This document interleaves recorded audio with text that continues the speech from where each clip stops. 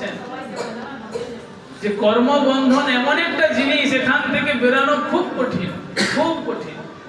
এই জন্ম নয়, বিগত পরবর্তীতে যত জন্ম হবে আমরা সব বন্ধনে আটকা পড়ে যাব।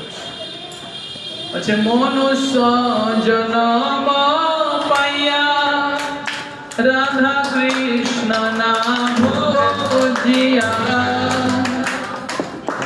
জানিয়া শুনিয়া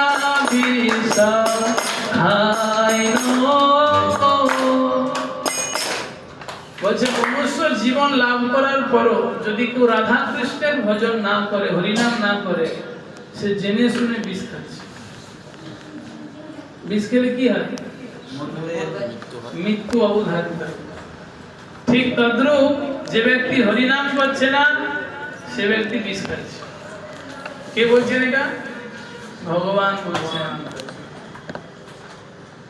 আমরা আমাদের কর্ম করছি আমাদের সংসারের জন্য, আমি কিভাবে নিজে সুখে থাকবো তার জন্য, কিন্তু ভগবানের জন্য প্রয়োজন করছি।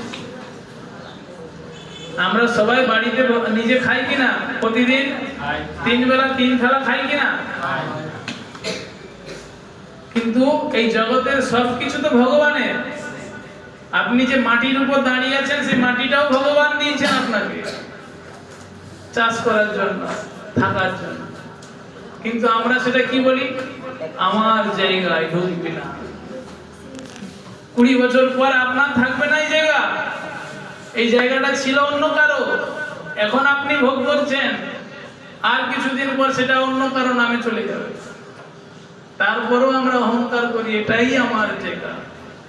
করি কি করি না? ব্যারিকেড দেই, আবার মাঝে মাঝে তো পাঁচিয়ে করে দেই। ভগবান শুধু উপর থেকে বসে হাসে, হায় রে মানুষ, কার জায়গা কে কোথায় নিয়ে যাবে। অন্তিমে তো ওই 2.5 হাত জায়গা লাগবে, যেখানে আপনাকে দাহ করা হবে বা কবর দেওয়া হবে। ভগবান বলছে এই জগতের এই মাটি, এই থাকার জন্য সব ব্যবস্থা আমি দিয়েছি। সূর্যের আলো আমি দিচ্ছি, চন্দ্রের কিরণ আমি দিচ্ছি, এমনকি বেঁচে থাকার জন্য অক্সিজেনটুকু আমি দিচ্ছি। শুধু তাই নয়, তুমি যে আহারটা করছো, সেই আহারটা হজম করানোর জন্য জঠরাগ্নি রূপে আমিই আছি তোমার পেটের ভিতরে।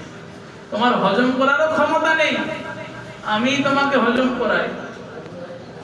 তারপরও তুমি আমার প্রতি, ভগবানের প্রতি আমরা কেউ কোন রকম ভাবে কোনো সেবা করি না। ভগবান বলছে জগতের সবকিছু আমার, কিন্তু সেই আমার জিনিস আমাকে না দিয়ে যে ভোগ করে,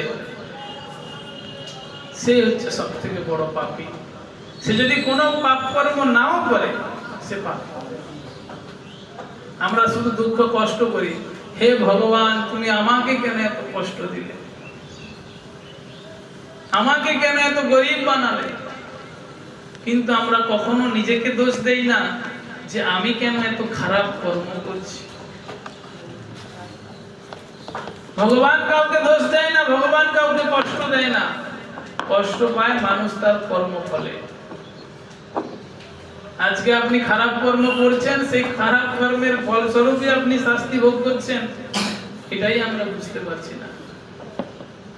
এই জগতে এমনি এমনি সবকিছু হয় না, এই জগতে হঠাৎ কিছু হয় না।